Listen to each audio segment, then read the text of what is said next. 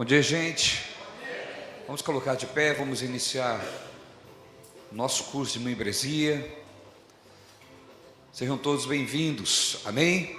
Hoje nós vamos começar de fato. Semana passada foi só a aula demonstrativa, mas hoje nós vamos mergulhar no conhecimento, amém? Feche seus olhos, vamos agradecer a Deus por esse momento. Pai querido e Pai amado, em nome do Senhor Jesus, quero te agradecer, ó Deus, por este momento e pedir que o seu Espírito venha nos ajudar a compreender a tua palavra, venha dar a nós revelação, entendimento. É o que nós precisamos, Pai, porque nós dependemos de ti, Senhor. Toda a nossa capacidade intelectual, de raciocínio, de compreensão, não é capaz, ó Deus, de receber de fato aquilo que o Senhor quer transmitir. Por isso nós dependemos do teu Espírito Santo, para que revele a nós a tua palavra. Queremos, meu Deus, estar alinhado com a sua vontade, por isso dependemos de ti, em nome do Senhor Jesus, amém? Vamos aplaudir um ou outro aí, aplauda a pessoa que está do seu lado, olha para ela, aplauda ela, parabéns por ter vindo. Isso. Graças a Deus. Pode se sentar, pessoal. Estão prontos? Preparados? Então tá bom. O pessoal vai passar a lista aí de presença. Pessoal, é muito importante. Pode ir passando, tá bom? Vocês vão marcando presença. É muito importante todos lembrarem, como foi falado na aula demonstrativa, que esse é o momento onde realmente nós temos que aprender. Amém, pessoal? E por que eu falo isso? Porque mais importante do que você fazer um curso é você de fato saber o que foi apresentado naquele curso. Eu me lembro que quando eu fazia direito, era muito comum, depois do segundo ano, os alunos só se preocuparem com o que vai cair na prova. E eu me lembro que eu tive bastante conflito, porque eu não estava fazendo, até conversar com alguns professores. Eu dizia para eles, olha, diferentemente de alguns alunos, eu não tenho que impressionar a minha família, eu não tenho que impressionar uma sociedade, portanto, eu não estou aqui para um diploma para impressionar ninguém, eu preciso de fato aprender. O meu intuito de ter entrado na faculdade era aprender. Então eu acho que a mesma coisa se aplica aqui, nós não temos que impressionar ninguém, amém, pessoal? Em dizer, tem um curso, eu geralmente nem coloco diploma na parede, por mais que isso às vezes seja necessário, porque às vezes as pessoas vão te julgar por aquilo que ela acha que você sabe, mas um diploma, ele apenas diz que você sabe. Quem vai realmente te aprovar é a vida, é na hora de você exercer, é na hora de você fazer aquilo que você diz que você estudou para fazer. E esse é um momento muito mais do que algo racional, é espiritual. Então, eu quero de fato, de verdade, com tudo isso aqui, que vocês tenham base, sabe, aqueles fundamentos sólidos pelos quais vocês possam pisar e caminhar na sua vida espiritual. Tem alguns de vocês, ou talvez a maioria, não sei, enfim, que tem o privilégio de não se contaminar com tanta coisa errada que tem dentro do cristianismo. E graças a Deus, se vocês pudessem manter puro, eu não sei até onde isso é melhor ou pior, mas eu sempre digo que às vezes é melhor que você se mantenha puro sem essa corrupção do cristianismo, porque você não vai ter conflito com a verdade. Amém, pessoal? Agora, você que já teve essas decepções, você que também já teve acesso a tantos ensinamentos errados, eu tenho certeza que você vai ter a oportunidade de se purificar e de se limpar agora. Amém? E eu digo isso com propriedade. Eu me converti com 11 anos, mas até eu chegar à compreensão da graça, daquilo que é para nós, demorou muito, muito. Inclusive eu já fui pastor da lei, eu já ensinei sobre a lei, trabalhei sobre isso, com isso.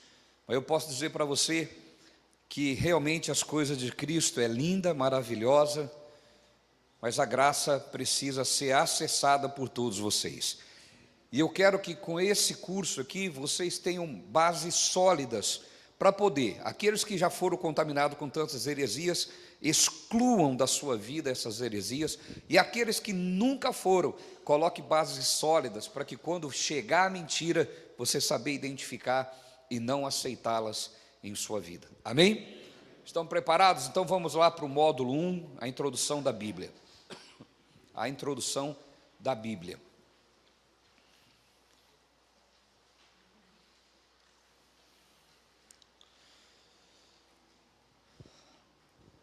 A Bíblia é a palavra de Deus, uma coisa óbvia, sendo a fonte primária da nossa compreensão sobre Deus e o plano da salvação.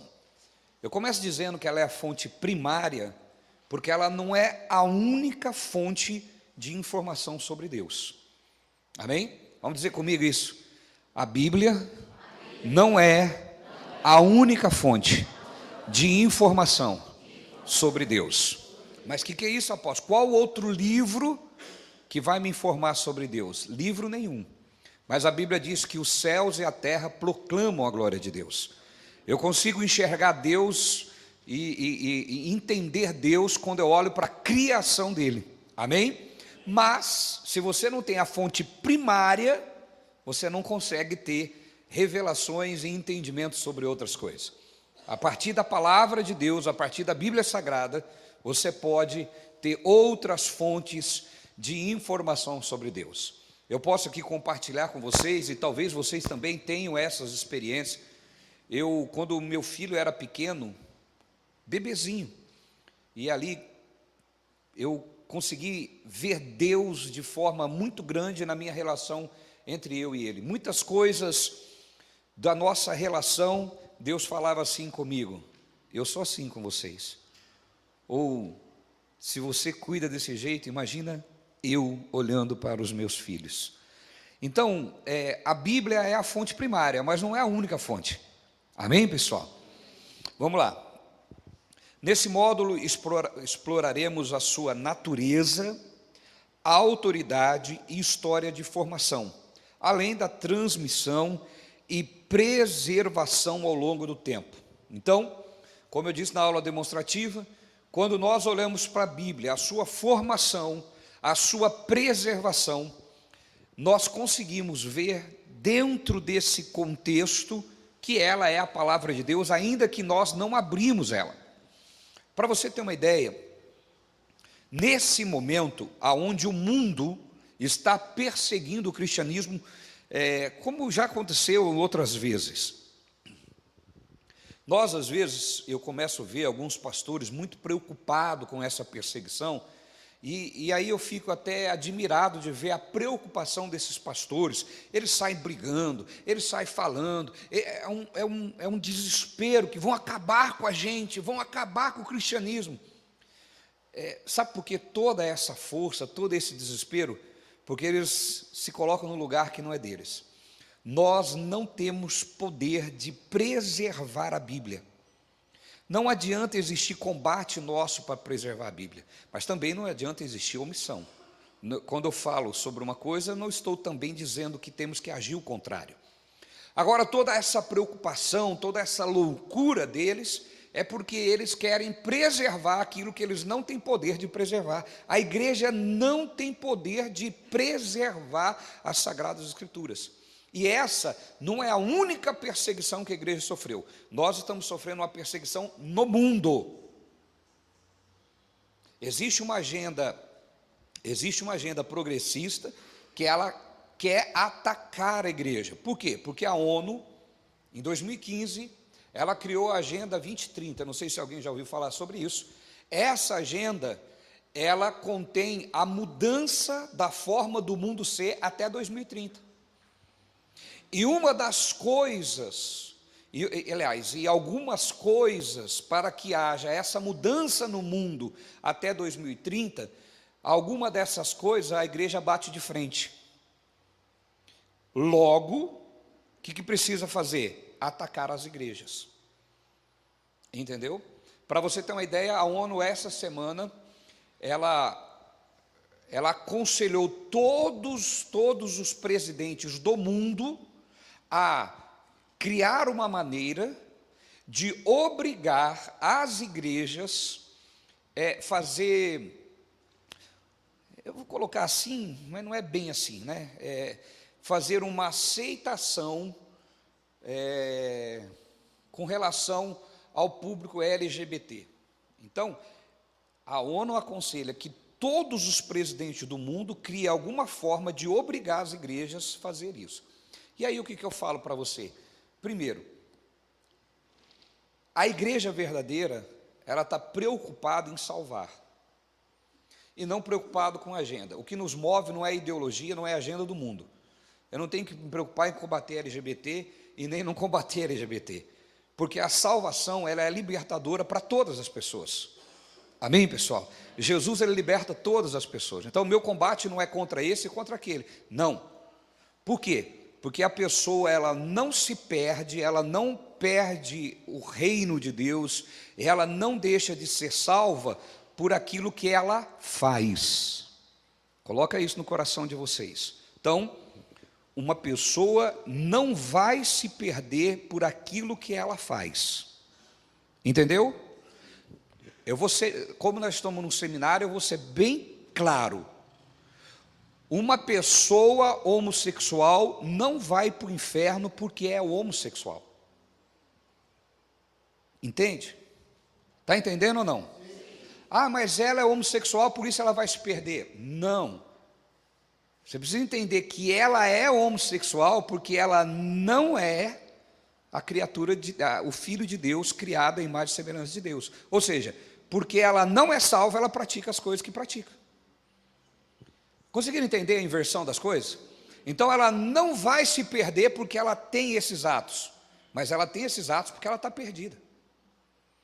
É o contrário. E a igreja fica, o homossexual vai para o inferno, o adúltero vai para o inferno. Não, eles já estão no inferno. Eles precisam escapar do inferno. Ficou claro isso para você? Está claro isso?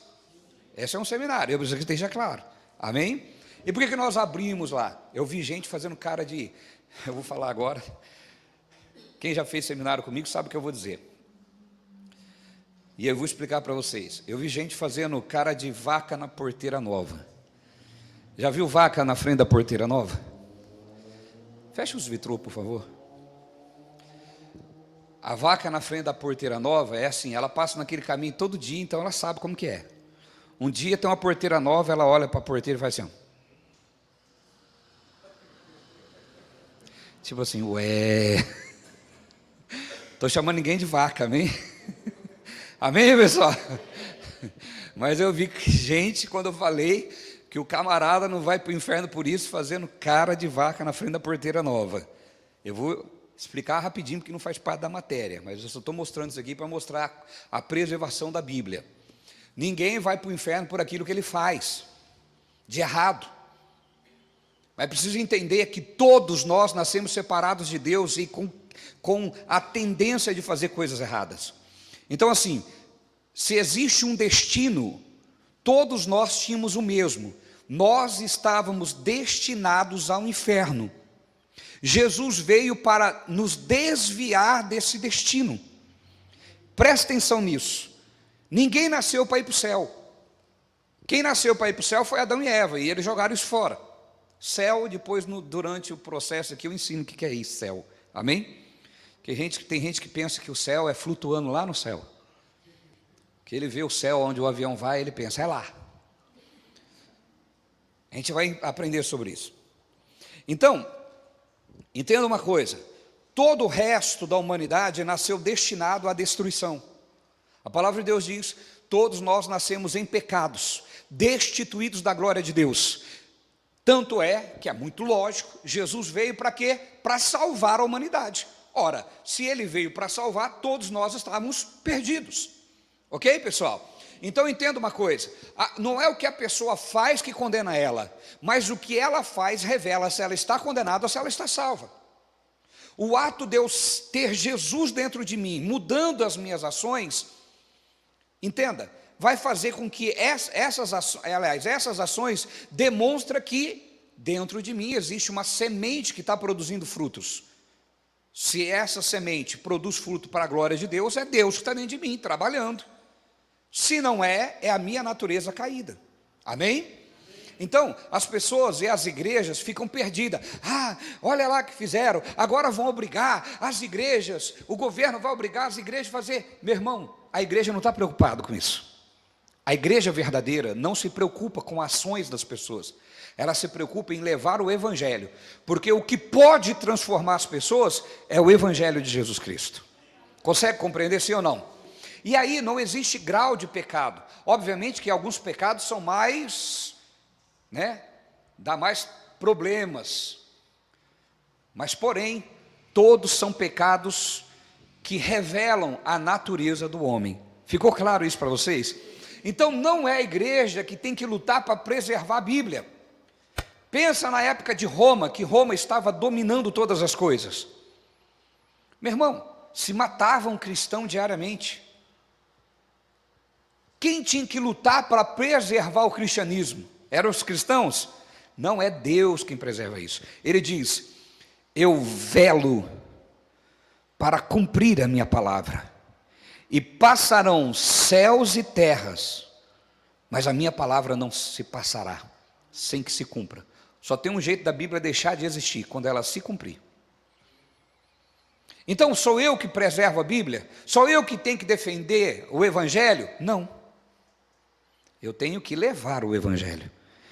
A missão de preservar a Bíblia é de Deus. Então olha só, passaram-se tudo isso, passou o período de Roma, passou tantos ataques, o período onde os crentes eram jogados numa arena que era a distração do povo, ver os crentes serem, crentes que eu estou dizendo cristãos, crente em Jesus, não crente de igreja, amém pessoal? Verem os cristãos sendo comidos vivos pelos leões, aquilo era o aplauso da plateia, aquela multidão, e quem preservava a palavra era o próprio Deus, amém pessoal? Então existe uma agenda hoje que trabalha para parar, mas vocês sabiam que não está parando? Não está parando. Com todo o trabalho que existe para parar o cristianismo, eles não conseguem parar. Por quê? Porque não é uma obra de lavagem cerebral, é uma obra que cada um de vocês tem as experiências de vocês com Jesus, e não tem como negar isso. Não é eu falando para você, é você vivendo na pele, aí não tem como negar. Então, a palavra de Deus chegou até hoje aqui, porque Deus manteve ela durante todo o tempo de combate. Entendeu? Karl Marx foi um lutador ferrenho contra o cristianismo. Karl Marx tinha uma frase seguinte: eu vou acabar com a religião e vou tirar Deus do trono dele. Cadê o Karl Marx? Acabou com a religião? Tirou Deus do trono? Aí hoje tem os discípulos de Karl Marx, que estão aí enfiados para tudo quanto é lugar da sociedade. E eles tentam fazer o que o chefe deles, o que o líder dele proclamou há muito tempo atrás. Mas ele morreu e... por quê? Porque é Deus quem preserva tudo isso. E por isso estamos aqui. Amém? Você foi alcançado pelo Evangelho, pela preservação de Deus ao Evangelho. Está claro até aí? Vamos prosseguir então. O objetivo é fornecer uma compreensão básica que os nossos membros possam utilizá-lo como guia em sua fé e prática. E eu espero com tudo isso que você tenha uma visão diferenciada a respeito da Bíblia Sagrada no seu dia a dia. Afinal, deste modo, os alunos serão capazes de entender a importância da Bíblia na vida cristã, compreender a natureza da Bíblia e sua autoridade, saber como a Bíblia foi formada e transmitida através dos séculos, desenvolver habilidades básicas de interpretação bíblica para aplicar aos estudos posteriores. Isso vai ser importantíssimo. Na primeira aula de nosso curso Fundamentos Básicos da Fé, estudaremos a Bíblia e exploraremos o que significa exatamente ela ser considerada a palavra de Deus. Vamos aprender porque ela é considerada a palavra de Deus. Amém? Eu não sei se você já ouviu isso, mas tem gente que fala assim: papel aceita tudo. Alguém já ouviu falar isso? Eu não acredito na Bíblia, foi escrito por homens. Que bom, né? ET não escreve. Não é verdade, meu irmão? Então, que bom que ela foi escrita por homens. E aqui está o maior milagre, ela ter sido escrita por homens. Ter sido escrito por homem não tira a credibilidade da Bíblia, aumenta. Aumenta, nós vamos entender por que aumenta. Vamos lá. Opa, me perdi aqui. Aqui. Vamos mergulhar nesse universo de sabedoria e conhecimento, compreendendo como a Bíblia foi escrita, suas partes e aplicação em nossa vida. Ter a Bíblia em mãos não é suficiente. Vamos dizer isso bem claro comigo? Ter a Bíblia em mão não é o suficiente. Agora presta atenção. É preciso compreender seu significado e aplicar aos seus ensinamentos. A Bíblia, em todo o tempo, com o avanço do digital, ainda assim é o livro mais vendido do mundo. E daí? Por isso está aqui, ter a Bíblia na mão não é o suficiente. Entende, pessoal? O fato dela continuar sendo o livro mais vendido do mundo não preocupa o diabo e não faz diferença no mundo. Consegue entender? Por quê? Porque ela tem que ser entendida e, depois de entendida, aplicado na sua vida diária. Senão não resolve nada.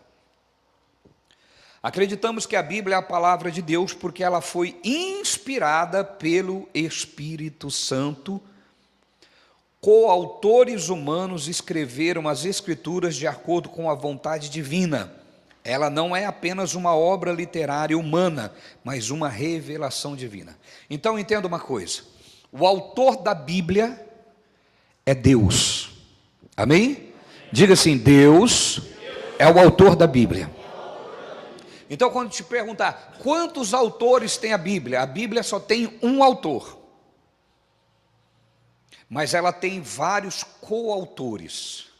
E por que coautores? Olha como é lindo entender isso. A palavra coautor significa aquele que é autor juntamente com outro. Amém? E Deus sempre quis assim ao criar o homem. Quando Deus cria o Adão, coloca ele no jardim, Deus dá uma missão a Adão. Qual foi a missão que Deus deu a Adão? Colocar nome em todos os animais existentes na época. Quantos existiam? Eu não sei te falar em números, mas vamos imaginar que não era como acontece na nossa casa hoje, que tem um gatinho, 2 ou no máximo 10. Não é verdade? Não era. Provavelmente era muito mais do que isso. Consegue compreender, pessoal? Se bem que tem alguns que tem 30, né? Aposto, tem. Lá perto de casa, eu acho que tem uns 500 cachorros, irmão. A vizinha lá tem uns 500. Porque quando um para, o outro começa. Um fala, agora é meu turno. Em casa tem os cachorros que faz turno em latir. E aí vai até anoitecer. A gente até acostuma com eles que o barulho a gente já até ignora o latido, porque é de turno. Mas vamos para lá, vamos deixar isso para lá. Provavelmente o Adão tinha muito mais animais para colocar o nome. O que eu quero mostrar com isso? Deus, sendo o criador, ele poderia criar os animais e já ter colocado o nome. Não é verdade? E por que ele colocou Adão para botar o nome? Porque Deus trabalha dando ao homem o poder de pertencimento daquilo que ele criou. Deus quer que nós sejamos parte dessa criação.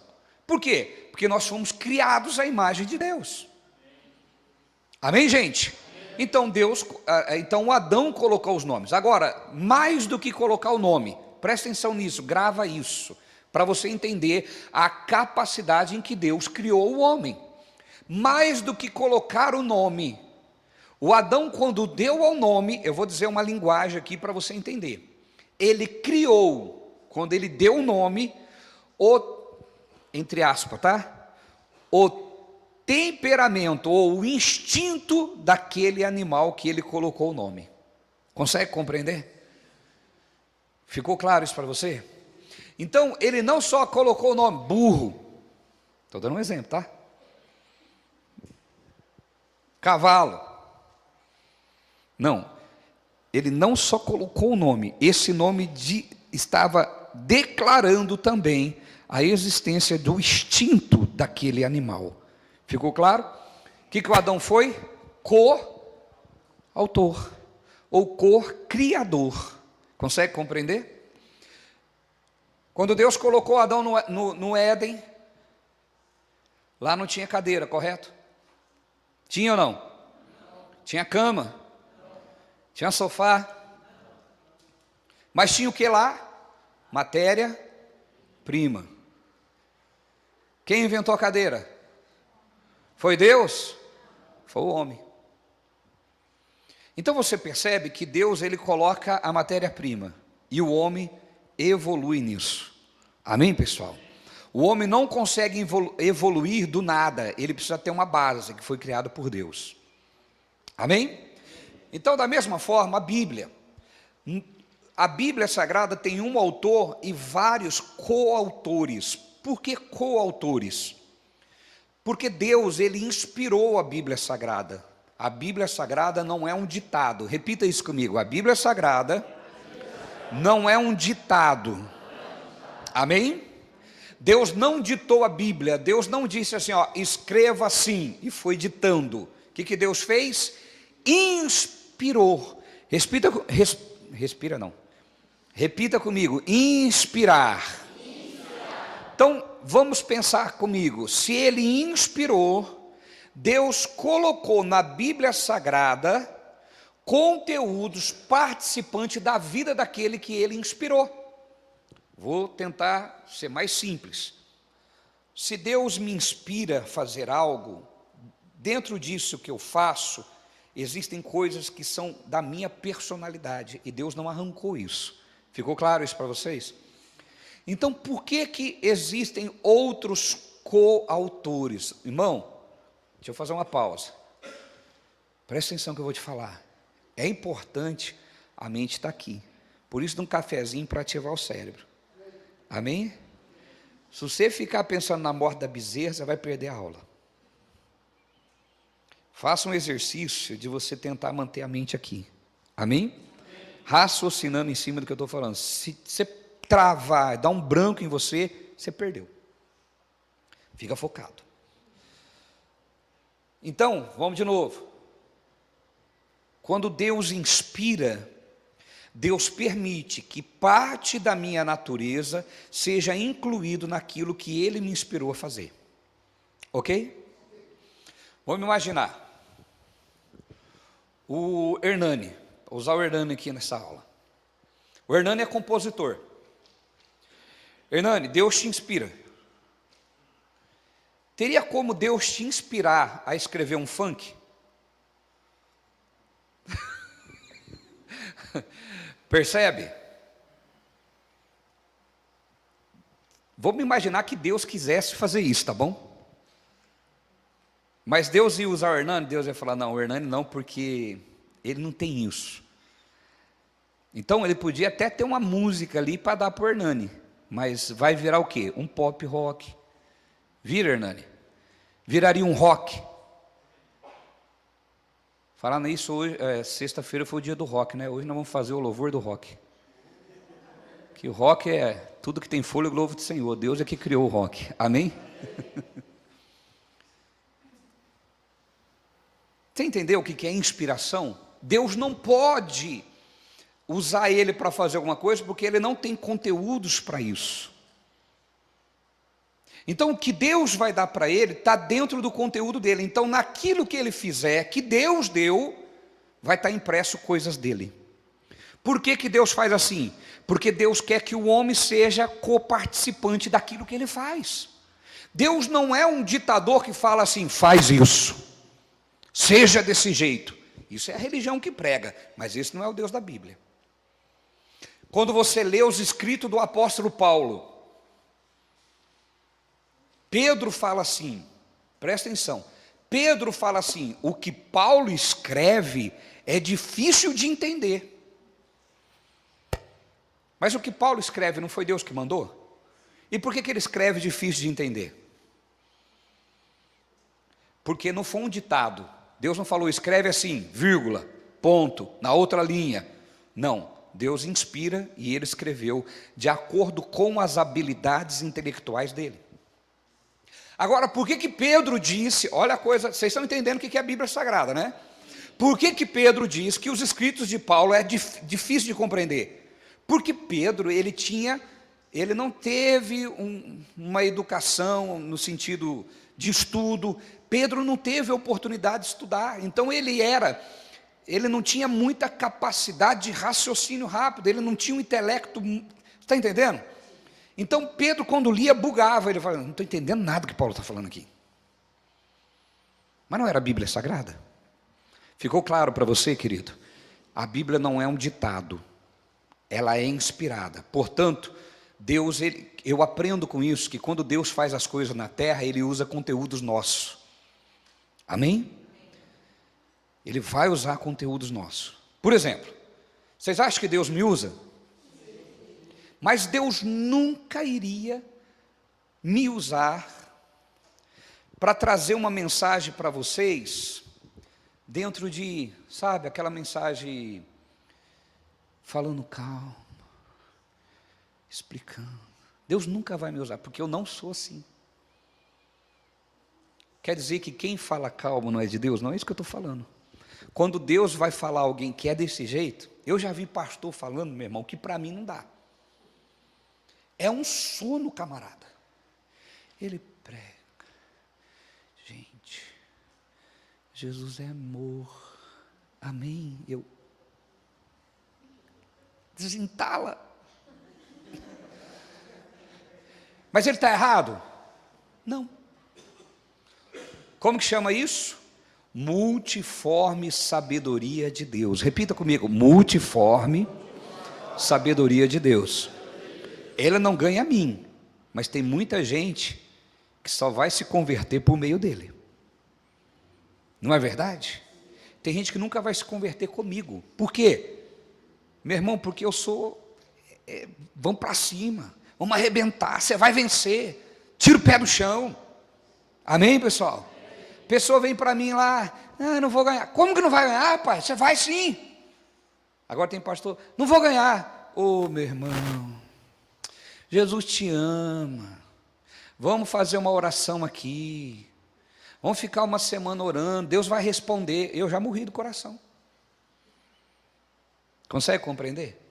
Aquele pastor está errado? Ele é daquele jeito. E Deus vai usar ele daquele jeito para ganhar pessoas que é desse jeito. Conseguiram compreender, pessoal? Agora, para mim não dá. Até porque, meu irmão, eu não sei se é criação de pai e mãe, ou se é o primeiro pastor que eu tive. O primeiro pastor que eu tive, não dava para respirar. Ele falava, vamos. Tem que ganhar alma, rapaz. O diabo está matando gente agora, você está aí. Chegava para ele, pastor, eu estou passando por isso. Não, você não vem falar para mim que você está passando por coisa não, meu irmão. Um monte de gente morrendo no inferno e você está passando por problema. Vamos embora, rapaz, não fica pensando em problema não. E eu tinha, vamos embora. Eu não sei se isso me formou desse jeito. Você é eu mesmo? Eu sei que eu sou assim. Amém, pessoal? Você conseguiu entender o que é ser co-participante? Está claro? A Bíblia tem isso. Então você vai encontrar Pedro. Quantos livros na Bíblia tem de Pedro?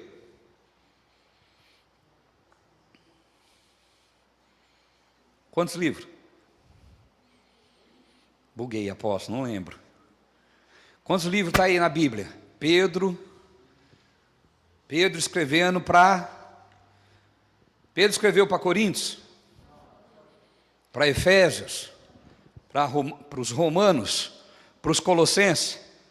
Você vai encontrar duas cartinhas de Pedro, 1 Pedro e 2 Pedro. Duas cartinhas. Quer dizer que Pedro não foi importante? Foi. Tanto é que ele foi o primeiro a iniciar a igreja. Olha como que Deus trabalha. Nós estamos aprendendo, estão aprendendo? Está chegando a revelação para você? Por que Pedro só escreveu duas cartas? Porque Pedro era um homem que não tinha muito estudo, meu irmão. Então ele não tinha muita habilidade em escrita. Consegue compreender? Ele escreveu apenas duas cartas, poderosas, mas foi apenas duas. E Paulo? Metade do Novo Testamento foi Paulo que escreveu. Agora, foi Paulo que iniciou a igreja? A igreja começou com Paulo? Começou com quem? Por que Pedro?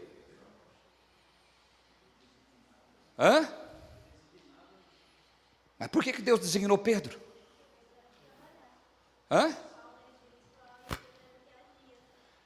É mais ou menos isso aí. Quem mais aqui acha? Pedro foi por causa disso. Aliás, começou com Pedro por causa disso. Quem tem mais alguma sugestão? Vamos pensar então, nós estamos falando que Deus inspira, amém, pessoal?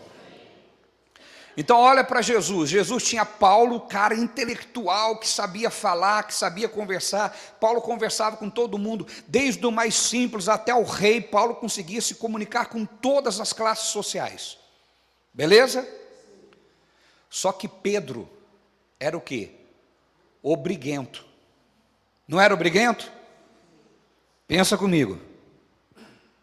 Por isso que eu falo, liderança igual a de Jesus, meu irmão. Pedro não tinha leitura, não tinha muito estudo, mas ele era porreta. Entendeu? Então imagina Jesus, agora eu vou parafrasear para você entender. Imagina Jesus, eu preciso iniciar a igreja, mas ela vai ser perseguida. Vão bater neles, vão ir para cima. Eu não posso botar ali um Tomé. Eu não posso botar ali o João Batista, o homem do amor. Eu não posso botar ali eu tenho que botar quem?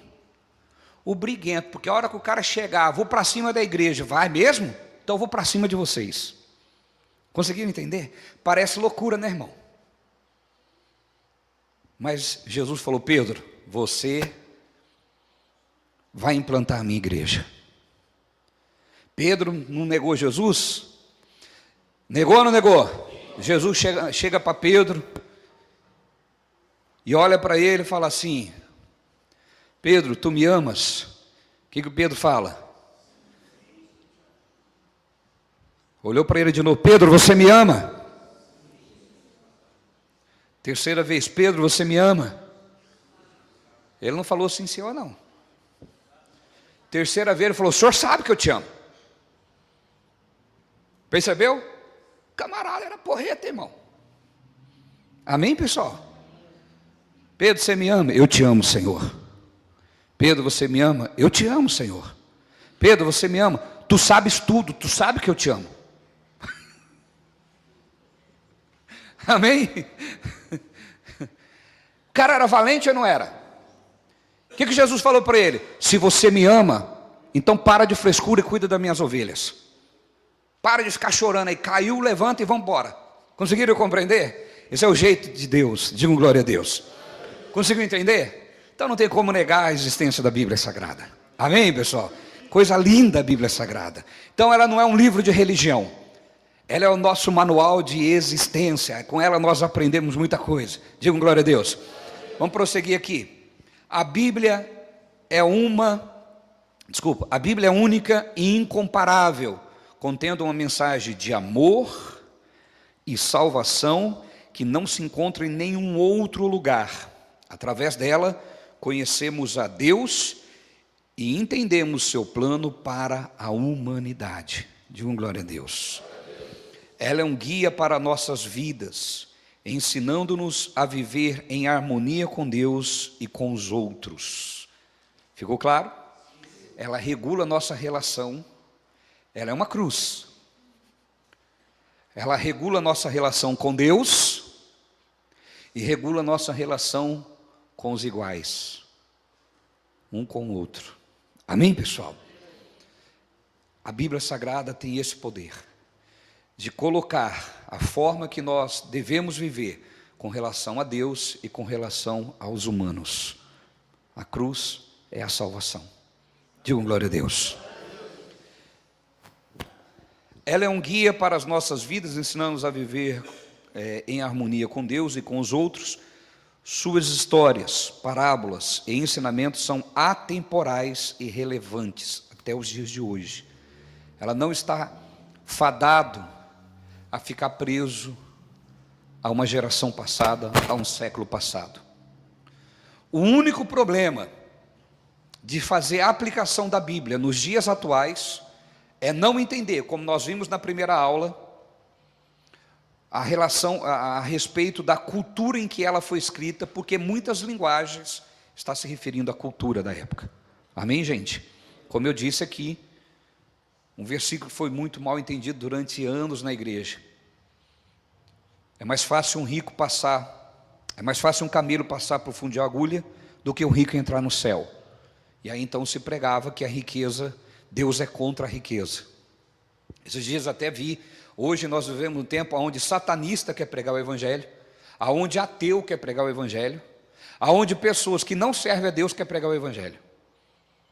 Esses dias eu estava vendo, perguntaram para um rapaz, apareceu para mim, deve ter aparecido para um monte de gente aqui. Perguntaram para um rapazinho lá que é satanista. Sou evangélico e não prospero. Primeiro que é mentira, né? O evangélico perguntar para o satanista, ele é... Mas tudo bem. Vamos imaginar que fosse verdade. O cara elaborou a pergunta para ele mesmo responder. Bom, tudo bem. E aí ele respondeu: você não vai prosperar, porque a base do cristianismo é renúncia. É você renunciar todos os bens em favor dos demais. Você tem que abrir mão como Jesus. E muita gente, por não conhecer, parece fazer sentido. Mas existe uma coisa, meu irmão: renúncia não quer dizer deixar de você, não quer dizer você deixar de prosperar. Por quê? Cristianismo, ele tem que existir o equilíbrio. Renúncia e riqueza precisam andar junto. E como faz isso? A minha riqueza não me prende, não pode me prender. Eu renuncio o apego e não o fato de possuir riqueza. Consegue compreender? Repita comigo: eu renuncio o apego a essa vida.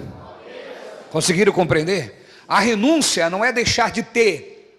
A renúncia é de não se prender ao que tem. E por que você precisa entender isso? Porque não existe cristianismo sem prosperidade.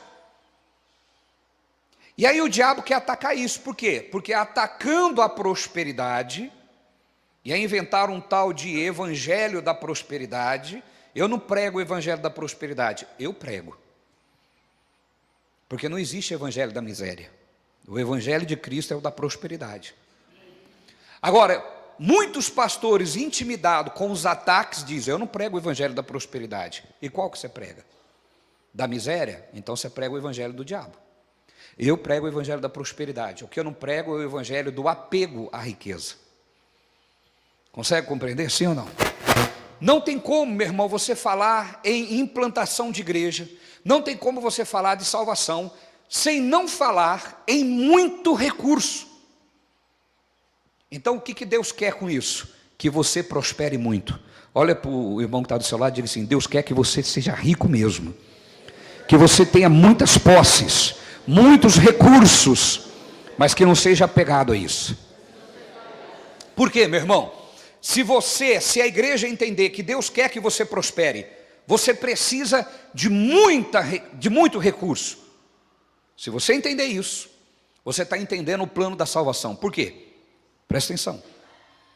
A salvação só alcança a humanidade através de recurso. Por isso Deus quer que você prospere. Deus não quer que você esteja apegado ao que Ele vai te dar, porque senão você não investe no reino.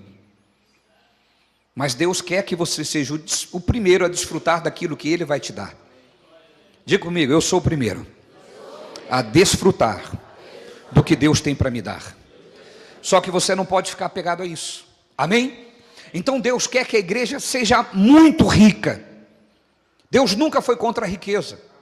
Deus é contra o apego à riqueza. Porque se a pessoa tiver riqueza e for apegada nisso, a riqueza dela é para ela só. Agora, se a pessoa for muito rico e não é apegado a isso, a riqueza dela é para suprir as suas necessidades, da sua família, mas é para investir em vidas e transformação de vida. Esse é o plano de Deus. Deus é rico e deixou toda a riqueza lá. E veio aqui fazer o quê? Pagar o preço em favor da humanidade. Então nós vemos um ataque e você precisa entender o que a Bíblia Sagrada mostra. Amém, pessoal? Você precisa entender isso. Jesus, ele nunca foi pobre, nem quando ele nasceu e foi colocado numa manjedoura. Maria era de uma família que tinha recursos. José também tinha recursos. Afinal de contas, Maria e José eram descendentes de quem? Do rei Davi. Não faz sentido a igreja pregar o contrário disso. O que eles não eram, era apegado aos recursos que possuíam. Amém, pessoal? Eles não eram apegados. E aí, por que você precisa entender isso? Porque senão existe uma opressão satânica que amarra você. E a Bíblia Sagrada não vem aqui para tirar vocês de uma vida abençoada neste mundo. Veio para tirar vocês do mundo, do sistema mundial. Consegue compreender? Está claro isso para vocês, sim ou não? Então, todos os ensinamentos dela é relevante para os dias de hoje. Amém? Para compreendê-la plenamente, precisamos do auxílio do Espírito Santo, que nos ajuda a interpretá-la corretamente e aplicá-lo em nosso cotidiano. Vale ressaltar que ela é complexa e muitas vezes difícil de entender. Por isso eu preciso do Espírito Santo. Amém? A Bíblia, ela é fácil e complicada ao mesmo tempo. Depende de quem é o teu ajudador. Se você quiser usar o seu intelecto sem Deus, você buga. Você trava. Ou você vive nas heresias. Você vive nas heresias. Você vai encontrar na Bíblia versículos que falam que... antes de eu falar, deixa eu perguntar aqui. Alguém gosta de carne crua? Peixe, essas coisas? Alguém gosta? Alguém vai em restaurante japonês? É pecado comer. Está escrito lá na Bíblia. Agora vocês estão no pecado. Diga assim, graças a Deus, que eu não vivi aquele tempo. Existiu uma razão por causa disso. Então, se você ler e não tiver a ajuda do Espírito Santo, ao mesmo tempo que ela é fácil, ela é complicada. Entendeu? Por exemplo, se eu pegar alguém aqui, o Nivaldo, se vivesse em alguma época, ele estaria no pecado. Deixa eu ver aqui, o André também. Vanderlei também, o Hernani também. Só estaria salvo naquela época, eu vivendo, o Maico. Quem mais aqui? O Rauan estaria salvo. Quem mais? O Rodrigo estaria salvo. Quem? Já sabe? O Tiaguinho ali estaria salvo. O Hudson estaria salvo. O Marcos estaria salvo. Mais ou menos alguns. Ainda mais ou menos. Na verdade, eu estou colocando alguns que estaria na conta do salvo, mas ainda teria que... O Edinaldo. Por quê? Porque era pecado raspar a barba. Entende? Apóstolo, mas por que Deus fez essa malvadeza? Meu irmão, tem tudo um porquê. Eu não vou falar agora, mas tem tudo um porquê. O que você precisa? Depender de Deus. Entende? Na pandemia, olha só como que é maldito o negócio. Na pandemia não colocaram o uso de máscara? Isso aqui é a máscara natural do homem, meu irmão. Foi por isso que Deus colocou no passado, era para preservá-los de algumas coisas que tinha naquela época. Só que se a pessoa não entender o que ela fala, olha como Deus era cruel. O homem não podia rapar a barba. Qual o sentido disso?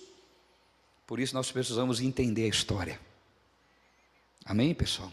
Consegue compreender, sim ou não? E tantas outras coisas que existiam na época. Você vai encontrar lá a proibição de comer carne de porco. Ai, realmente, a carne não sei. Meu irmão, por que Deus proibiu? Por que Ele fez essa proibição? Então, por isso que é importante você depender do Espírito Santo. Amém? Está claro isso para vocês? Vamos continuar então? Meu Jesus, né? Só foi a introdução até agora e já acabou o tempo. Vale ressaltar que ela é complexa e muitas vezes difícil de entender. Portanto, estudá-la com humildade e disposição para aprender é importante. Então, coloca uma coisa no coração de vocês. Você tem que partir do seguinte pressuposto: a Bíblia nunca está errada. Você, às vezes, não está preparado para entender o que ela está dizendo.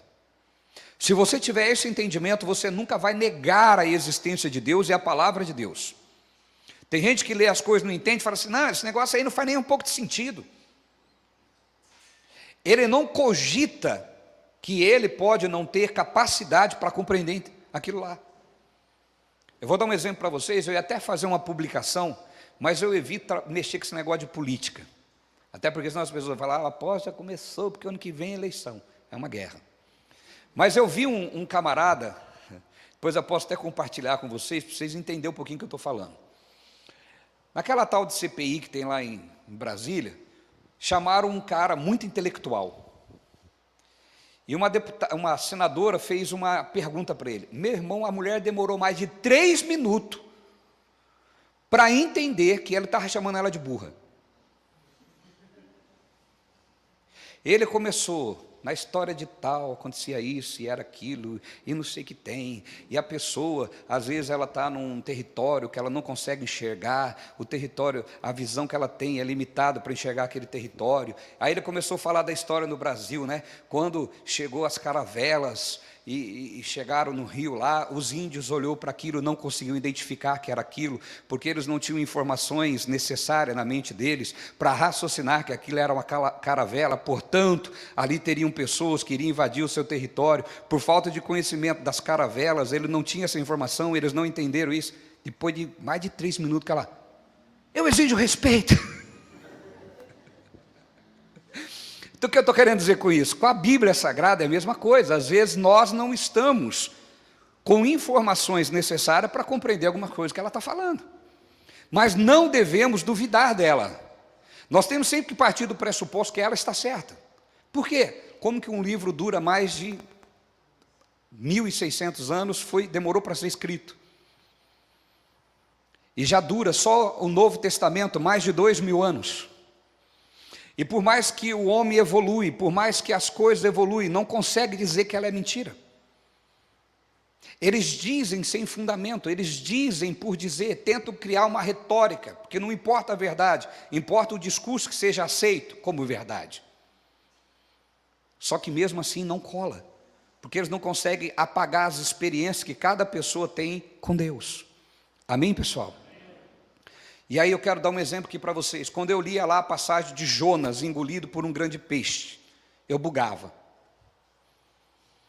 Toda vez que eu li aquilo, eu falava assim, meu Deus, eu não estou entendendo isso aqui. Um grande peixe, uma baleia comeu o camarada, e depois vomitou o camarada, mas nunca mais aconteceu isso.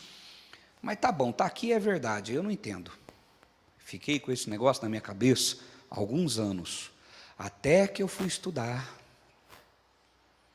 E aí eu vi que uma coisa não tinha nada a ver com outra. Quando a Bíblia fala do grande peixe, não está falando da baleia. Baleia é um mamífero. Tem nada a ver com aquilo.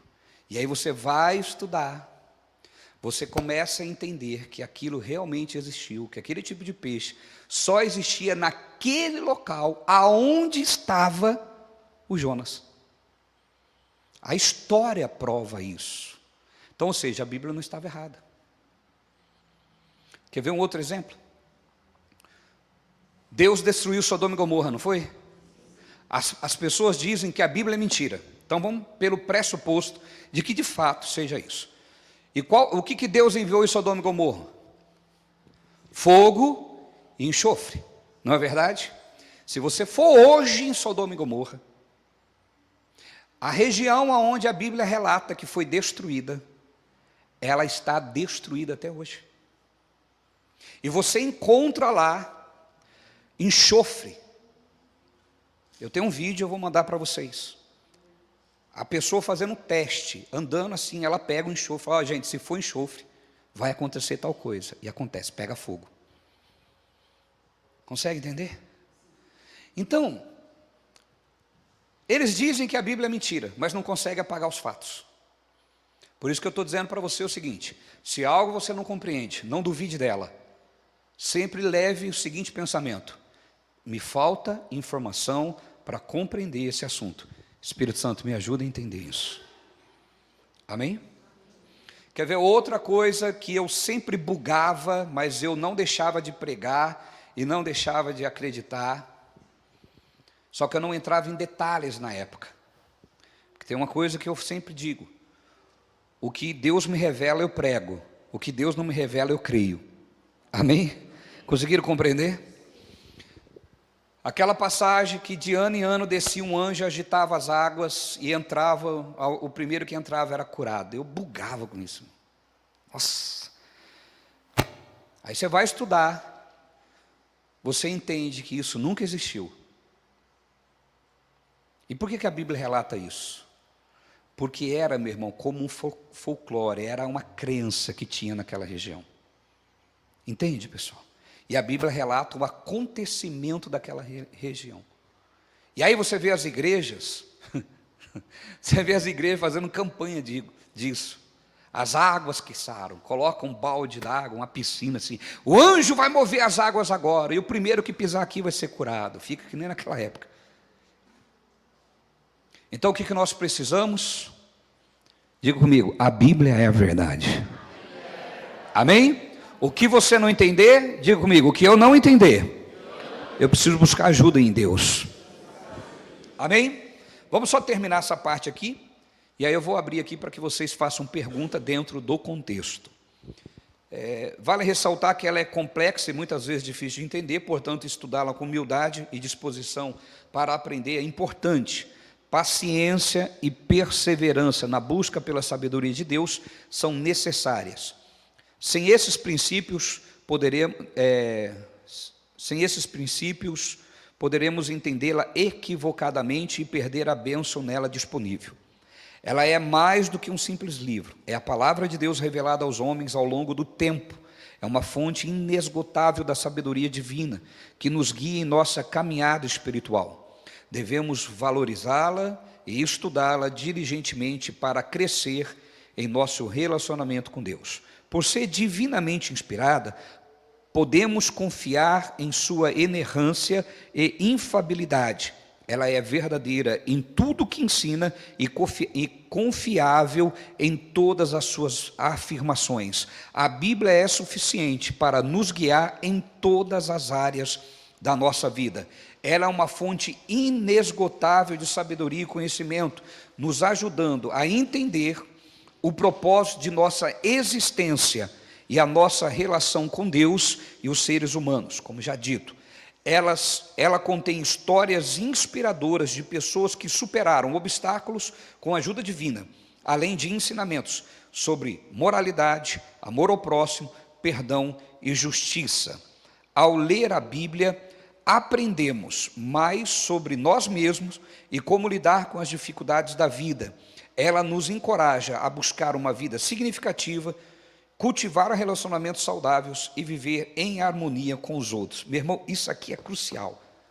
Na Bíblia você aprende a se relacionar. Essa mulher aqui está faladeira, viu? Eu não sei como faz essa mulher sumir do meu celular. Se alguém soubesse, você sabe, filho? Depois você mexe aqui. Então, meu irmão, na Bíblia nós podemos encontrar informações de como se relacionar com os demais, além de se relacionar com Deus. Vamos parar por aqui? Semana que vem nós vamos continuar, ou faz o seguinte, vamos até o versículo aqui, e a gente para no versículo e depois a gente continua.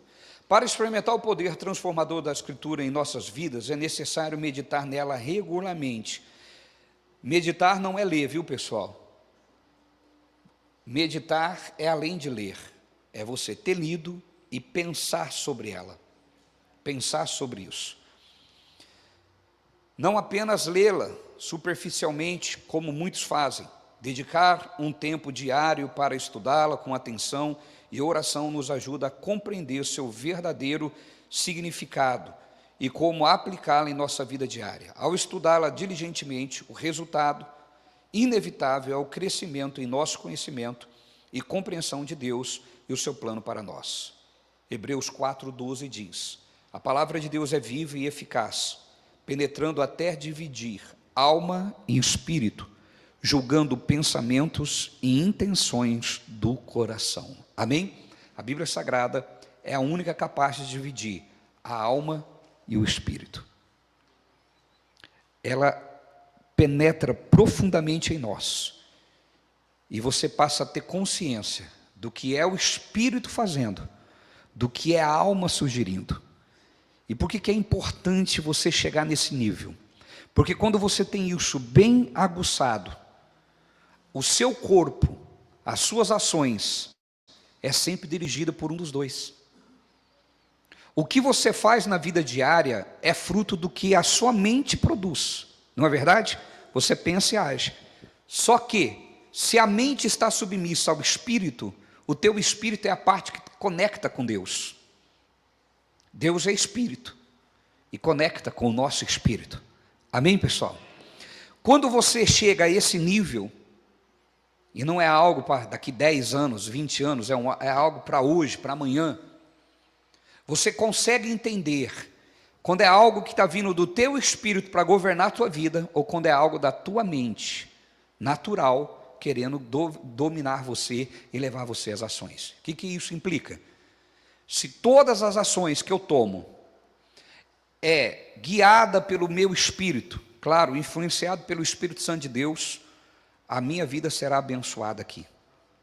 Eu terei menos conflitos, menos problemas, porque eu aprendo como me relacionar. Imagina, Jesus é o maior exemplo disso, e eu encerro com esse exemplo.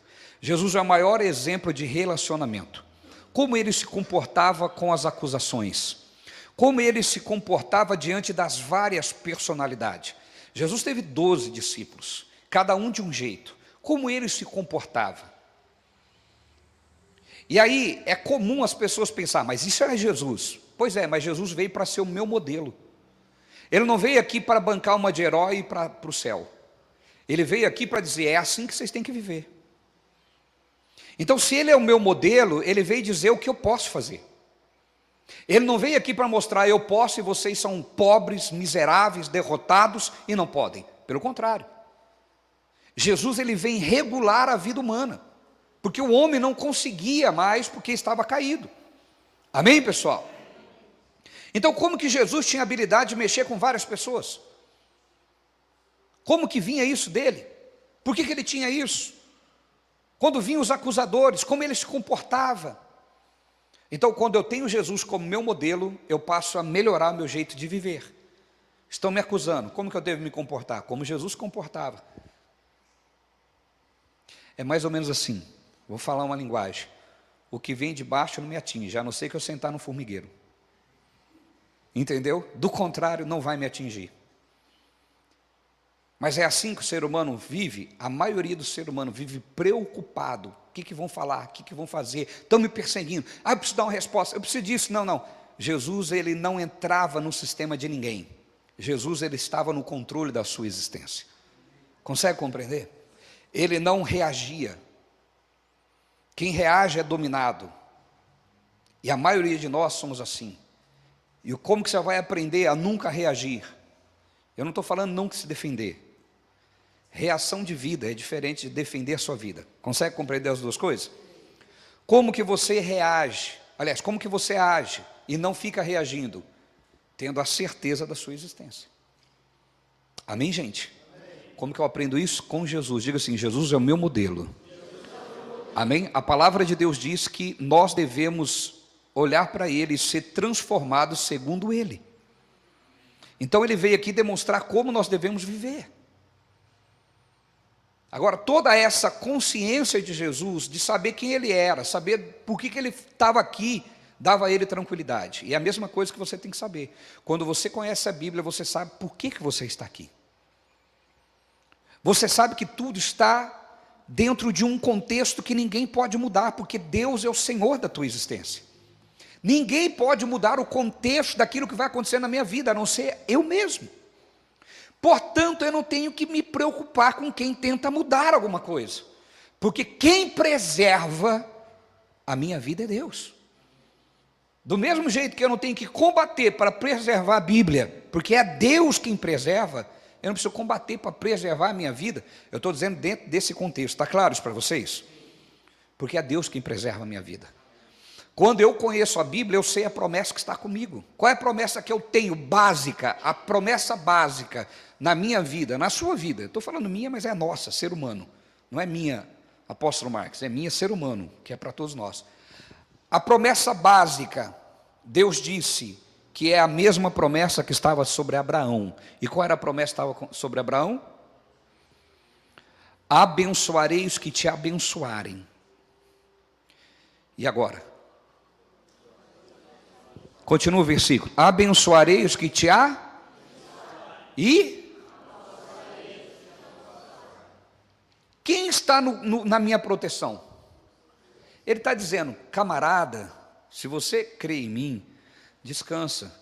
Porque, olha, eu vou falar uma coisa. Quem te abençoa, eu vou premiá-lo por isso. Diga assim, se você for sábio, diga para a pessoa que está do seu lado.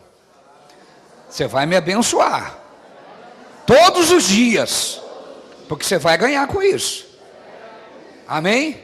Diga assim, o próprio Deus vai te recompensar por isso. Amém? Então quem é o bobo de ficar contra você, meu irmão? Agora, vou te falar uma coisa, se você não tem essa consciência, meu irmão, você não desfruta dessa paz. Você não desfruta. Porque mais vejo as pessoas preocupadas, falaram de mim, não vou dar resposta. Eu oro, falo, oh meu Deus, evolui, Jesus, revela-se a ela. Eu não estou falando de gente que é do mundo, não, estou falando de gente crente. Eu também não estou falando de gente que está começando na fé, que ainda não aprendeu, estou falando de gente velha. Amém, pessoal? É gente velho. Então, se eu te abençoar, o que vai acontecer comigo? Você entendeu porque o pastor é tão abençoado? E o povo fala assim, eu não sei que esse pastor consegue tanto, rouba do povo. Ué, faz o que o pastor faz, abençoa o povo. Ué, simples assim. Amém, pessoal? Quando você abençoa, você é o quê? Agora, ao contrário, quando você amaldiçoa, você é o quê? Então eu preciso ficar preocupado com quem quer me derrubar? Quem me persegue? Isso aí é coisa de gente que não conhece Jesus, meu irmão.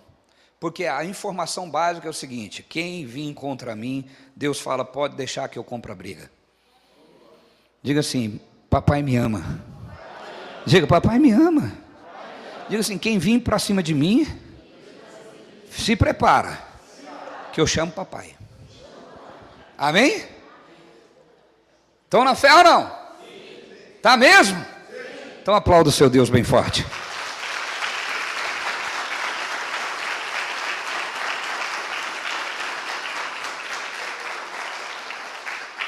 Queridos, 5 minutos para que alguém tire alguma dúvida, mas lembrando que é dentro desse contexto. Se você tiver dúvida sobre outro assunto, a gente pode falar outro momento.